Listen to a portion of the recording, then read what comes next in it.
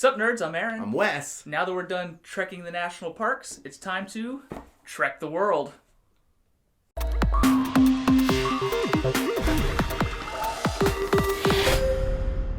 Trekking the World is now on Kickstarter from Underdog Games. What we're playing with here is a prototype. Things are going to change. These little ponds are going to upgrade into little hiking meeples. It's going to be awesome. But just know that there may be some changes, mostly subtle things here and there. It looks pretty finalized other than those ponds. But general disclaimer, things may change.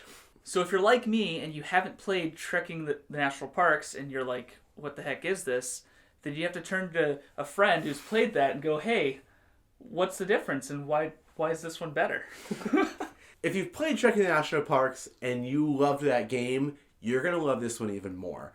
Every complaint I had with Trekking the National Parks, they addressed in this game. It's like they watched my review and they're like, let's fix it for Neverboard Gaming. So in this game, you are trekking the world and you are gathering sets of cards that move and help you score objectives, kind of like Ticket to Ride. Every objective has a sequence or set of symbols that you have to turn in to score it. You have to be on that location to turn those symbols in to score the card. So you discard a 1 to move 1 point. If that gets you to where you need to be, you can then discard cards matching the symbols. It reminds me of Century Spice Road, the way you're scoring things. The scoring track out here, they're always available. Anybody can score them, and you just have to have the right combination of cards in your hand to do it. And the thing that really reminds me of Century is the furthest along the track has an extra 5 coin bonus and the 3 coin bonus. And then once you've claimed a park, the other parks slide over, so the ones that weren't worth bonus points now are, so you can wait till they get there to score them, or score them early on so no one else does. The biggest changes from the old game to the new game is in Trekking the National Parks, you could choose 2 actions, and one of the actions was move, and one of the actions was draw a card. And I found that in most games, you didn't move, you just sat there drawing 2 cards every turn, until you had enough cards that you could move and score all in one turn. It kind of led to a lot of just like draw cards, draw cards, draw cards, draw cards, move, score. Draw cards, draw cards, draw cards, move, score. Your group may play it differently, but that's how it ended up when I played it. What this game changes is you have to move every turn. So you may not want to discard cards, but you have to move if you have any cards in your hand, which not only keeps the game moving because you are moving around the board, you can't like go back and forth, but also you're picking up a lot more cubes. Where in the old game, the cubes were almost an afterthought. There was a majority. If whoever had the majority got a bonus, which this game still has. But in addition to the additional moving around, which means you get more cubes, there's also a set collecting that this game adds.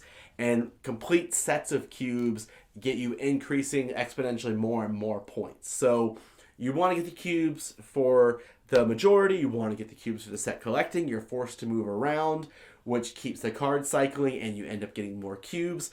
All of those things make this game, like, everything I wanted that game to be, this game is. Yeah, I really enjoyed this game. I thought that having to move at the beginning of each turn definitely made your choices and what you're keeping kind of hard, because, you know, you're going to spend a card, you're going to move. Based on the cards you have in your hand, you might want to you want to keep them both probably, but you may just pick the one that's going to move you the most spaces or the least spaces so that you end up landing on a cube, because, you know, now the cubes are worth the set collection. You're going to be like, okay, I need to try and get that white cube and then this red cube or yellow cube, and you're constantly trying to make sure every time you do move, it at least gets you something. Yeah, because even if you just get a white cube, where the old game, like, I don't care about white cubes, there's no way I'm going to catch up.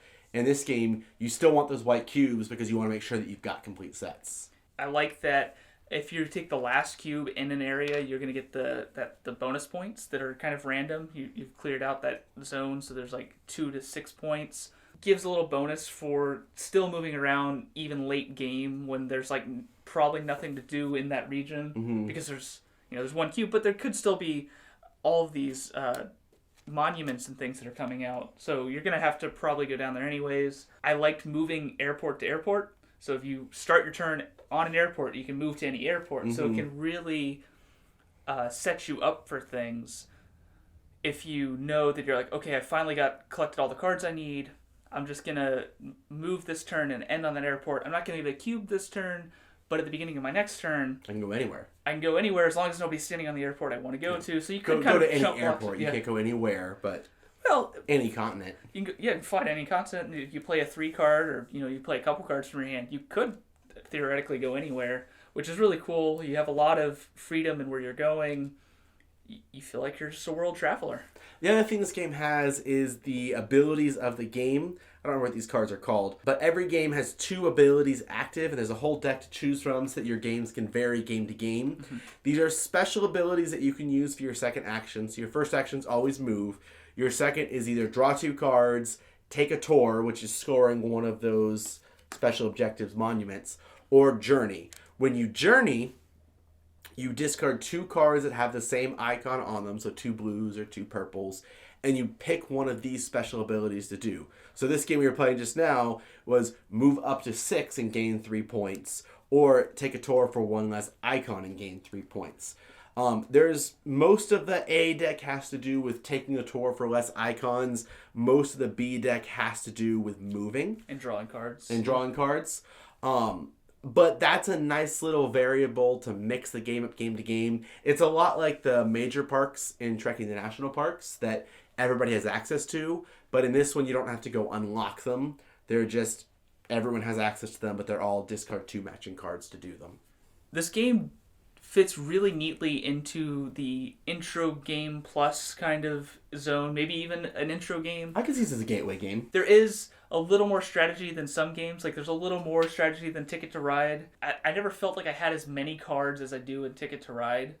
Because I'm having to spend 1 at the beginning of each turn to move. I mean, you could just spend 1, collect 2, spend 1, collect 2. It's just going to take you a while longer instead of always collecting 2. Mm-hmm. I guess also the objectives are public. Yeah, so everybody can... There's one of these abilities that makes it so you can reserve them, but it's not like a hidden objective. You don't know where I'm trying to go. Everybody sees what everyone's going for. Yeah, and if you're watching me pick up a bunch of blue cards and there's only 1 objective out here that requires blue cards, you're going to know where I'm going. Especially in if you're playing a 4-player game, there's definitely some fighting over who's going to win it. But, I mean, the cards are good for everything, so even if you lose it, you're probably set up for something else or you're close to it. But there's definitely some tussling over specific objectives in a higher player game. There's definitely a lot of strategy that goes into like thinking about, you could have 2 green cards in your hand. Do I want to spend the green card that moves me 1 space or the green card that moves me 3 spaces? Well, do I want to spend them both and move 4 spaces? Or that, why not both? But depending on where you're trying to go, are you trying to go really far away, or do you want to stay close? Are you already really close to where you need to be, so you don't want to move too far away because you need to run right back? It's a lot of fun. There's definitely interesting decisions to be made on every turn. Turns are quick, though, which is a good plus, because some games, they can feel like they drag on with like, okay, you got to do this and this and this. Okay, then we rinse and repeat. And like, this is just like, okay, do you have cards in your hand? Yes. Ditch one of them, move. Now, do you want to draw cards, or do you have the cards to finish a thing? So yeah, for an intro gateway game, there's not a lot of decisions to be made every single turn, and the turns move quickly, so people stay engaged, they don't get overwhelmed, even though there is still strategy and planning and like objectively better moves you can make. So definitely a cool game. Check it out on Kickstarter. There's a link in the description box down below. Definitely recommend you check out this game. Either way, subscribe to our channel so you'll never be bored.